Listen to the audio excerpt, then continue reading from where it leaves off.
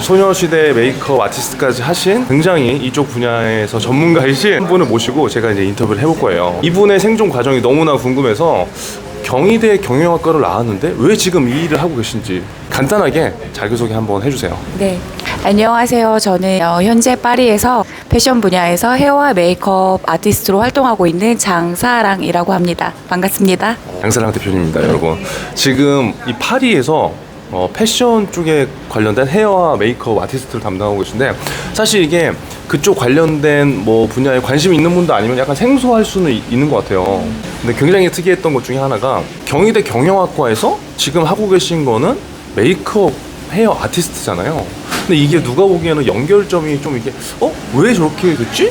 뭐 그런 생각을 가질 수 있잖아요. 어떻게 이렇게 되신 거예요? 제가 처음부터 대학교를 진학을 했던 건 아니고요. 고등학교 때 제가 그 엑스트라를 촬영장에서 한 적이 있어요. 고등학교 때? 네, 고등학교 때. 근데 그때 그 영화 촬영장을 보고 뭔가 그 공간에 한 일원이 되면 좋겠다라고 그 생각을 했던 적이 있어요. 근데 제가 고3 때까지 하고 싶은 게 없는 거예요. 정말 내가 뭘 잘하고 뭘 이렇게 하고 싶다는 뚜렷한 게 없었는데 불현듯 그 생각이 나더라고요. 그 촬영장에 그 내가 속해 있는 연예인은 솔직히 자신이 없고요.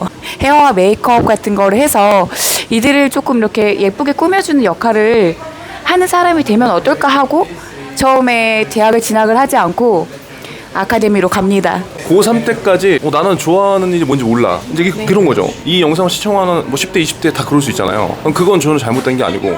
근데 우연찮게 엑스트라를 했다는 거잖아요. 네. 엑스트라 어떻게 하신 게 된 거예요? 알바로?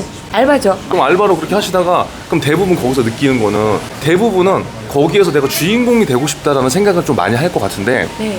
지금은 그 생각보다 저들을 내가 좀 더 서포트 해줘서 저들이 더 빛날 수 있게 해줄까라는 생각을 가졌다는 것 자체가 좀 되게 놀랐거든요. 네. 어떻게 그런 생각을 하셨어요?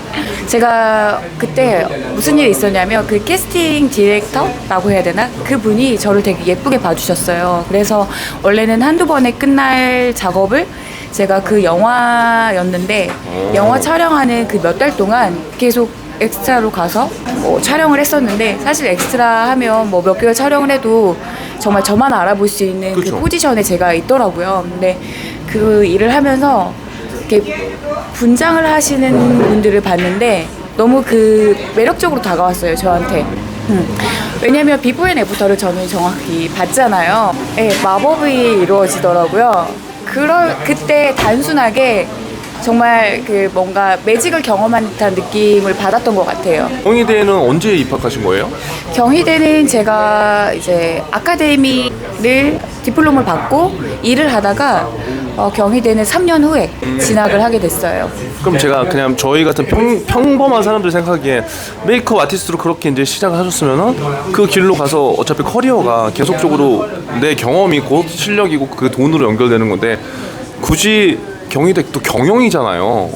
그러면 제가 봤을 때는 그때부터 뭔가 좀 큰 그림을 짜신 건 아닌가. 왜 경희대 경영을 가신 거예요? 큰 그림을 짠 건 아니고요. 정말 단순하게 제가 20년 전에는 그 대학교 졸업장이 꼭 필요했었어요. 그리고 저희 부모님도 저한테 기대하는 게 있었던 거죠. 그래서 제가 일을 하다가 너무 돈벌이도 안 되고 정말 저 그때 30만 원씩 받고 일을 했었거든요.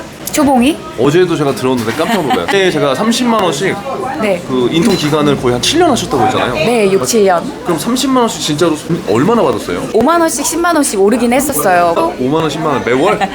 매월이 아니고 1년에 한 번씩이요.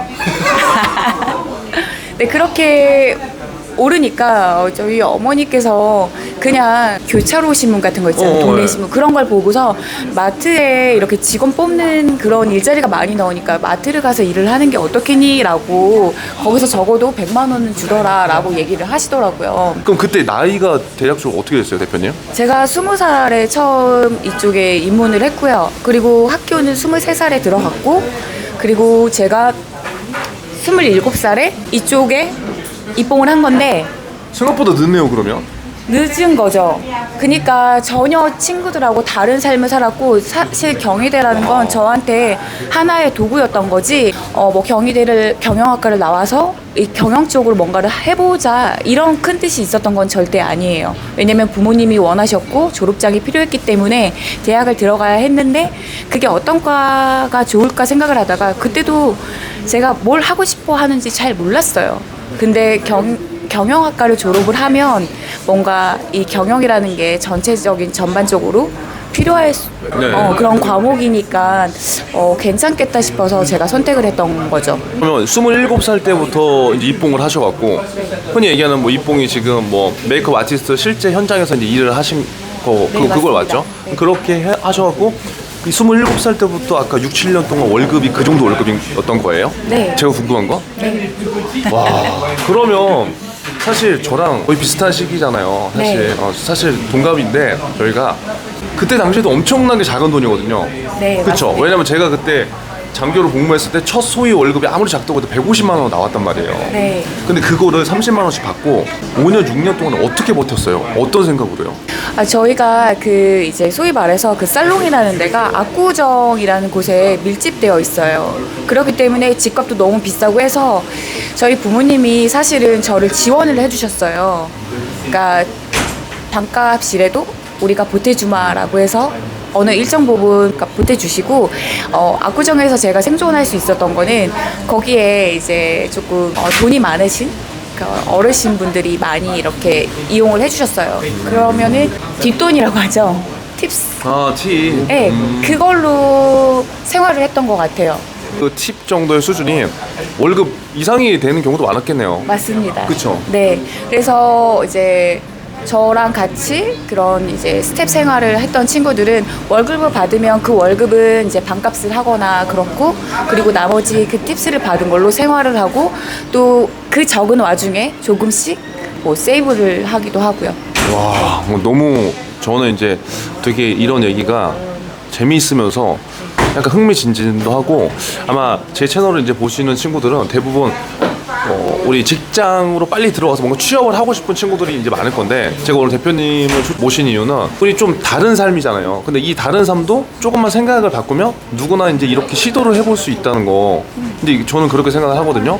근데 거기서 저는 한 6, 7년을 버티신 것도 되게 대단한 것 같고, 근데 그 버틴 게 만약에 30만 원씩 받다가 내가 6, 7년, 10년 동안 버텨도 월급이 50만 원이야. 그러면 저는 솔직히 못 버텼을 것 같아요. 당연하죠. 그렇죠. 그러면 경희대 경영학과까지 나왔으면 아까 말씀하신 대로 일반적인 직장에 어디라도 저는 들어갔을 수 있을 것 같은데, 그거를 일단 보류시키고 그 힘듦을 감수하면서 이 일을 계속적으로 선택한 이유가 뭐예요?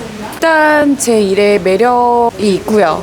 그리고 제가 그 6, 7년을 50만 원씩 받아가면서 했던 이유는 나중에는 누가 이기나 한번 해보자라는 그런 마음이 들더라고요. 저는 6, 7년 동안 있으면서 사실 메이크업 일만 한 게 아니고, 제가 어렸을 때 한자랑 컴퓨터를 8년을 배웠는데 저한테 항상 문서 작업을 하라고 한다든지, 뭐 뭔가 제가 이제 글을 쓰는 걸 보니까 협찬사에 연락을 해서 협찬을 뭐 받아야 되는 이메일을 쓴다든지, 뭔가 컴퓨터에 관련된 업무를 다 저에게 주어지는 거예요. 물론 처음에는 되게 재밌게 했는데 이게 계속 반복이 되고 하니까 저 친구는 저기 가서 저 연예인의 스타일 뭐 베이스를 하고 그 메이크업을 디자이너 선생님들이 하는 그 스타일을 보고 배우는데, 나는 컴퓨터 자리에 앉아서 이 작업을 한다는 게 굉장히 뭔가 괴리감이 들더라고요. 그래서 그때는 되게 나한테 왜 이러나 했는데, 제가 지금 이 나이가 되니까 저의 포지션은 그냥 스텝이었던 거고, 그런데 이 스텝 아이가 컴퓨터를 잘해. 그래서 내가 힘든 부분을 이 친구가 커버를 해줄 수 있어. 너무 땡큐인 거예요. 그쵸. 그런데 그게 지금에 와서 든 거고, 그때 당시에는 이제 불만이 가득했고, 그런 와중에 돈을 많이 버는 뭔가 디자이너들이나 선배들이 있으니까 나도 여기서 버텨봐야겠다. 왜 어르신들이 그런 말 하잖아요. 엉덩이 무거운 놈이 이긴다고. 네, 그래서 그냥 버텼던 것 같아요. 그 버틴 것도 사실 어느 정도 뭔가를 받기 때문에 이제 저는 버틴다고 보는 건데, 그러면 어제 우리가 나눈 얘기지만 그 당시 월급이 30만 원인데 조금 그때 잘 나가는 그러한 분들이 한 어느 정도나 수입이 됐어요?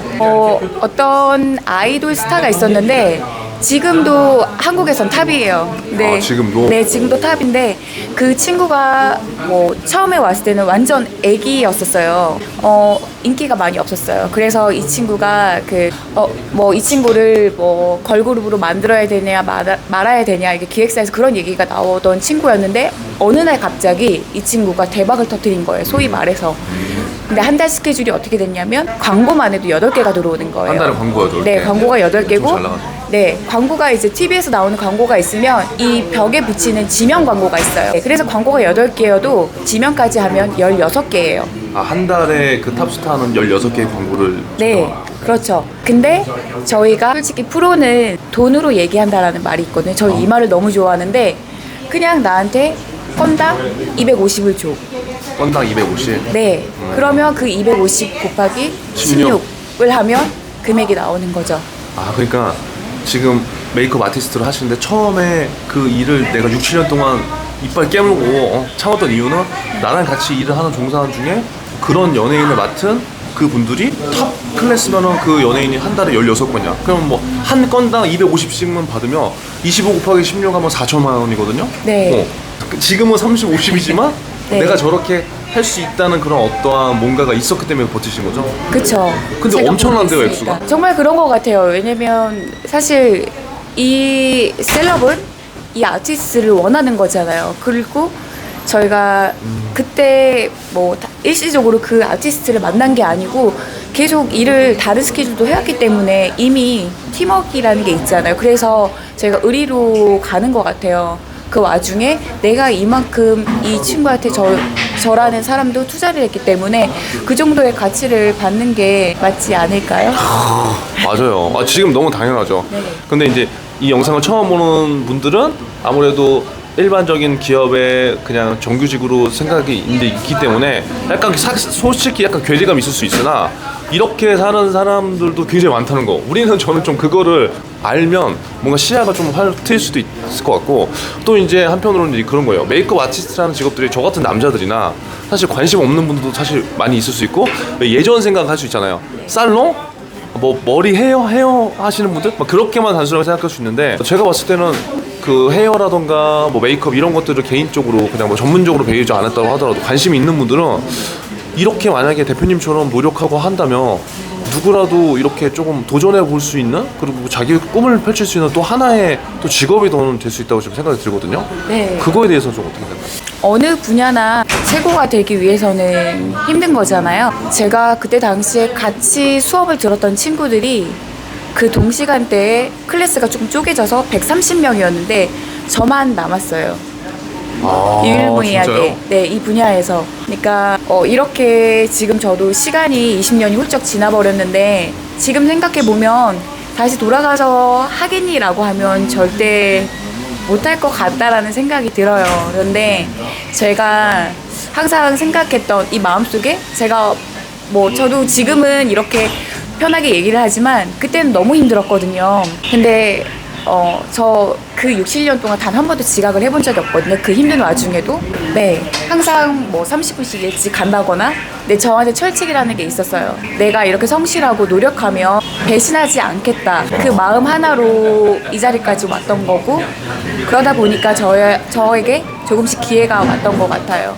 사랑 대표님의 그 생존 방식은 일단은 방향성을 잘 잡았던 거고, 뭐가 어떻게 됐든 간에 그 방향성을 놓지 않기 위해서 계속 누가 뭐라고 하던 간에 잡고 있었던 거네요. 근데 그 방향성에 대한 확신이 있었기 때문에 그래도 내가 그렇게 저는 버틸 수 있다고 생각된 거거든요. 그래서 아무래도 오늘 영상을 보는 어떤 분들이라도 좀 공감을 많이 하셨을 것 같아요. 그러면 이제 약간 현업의 얘기로 돌아가서 저는 또 이러한 직업들을 많이 저는 좀 소개를 하고 싶어요. 우리가 너무나 틀에 박힌 좋은 대학, 좋은 학교를 나와서 결국 좋은 직장에 들어갔지만 결국 퇴사하고 나오는 분들을 저는 너무나 많이 봤기 때문에 그러한 분들이 본인의 어떠한 주관적인 나름대로의 기준점이 없으면 언젠가는 무너질 수밖에 없다고 저는 생각되거든요.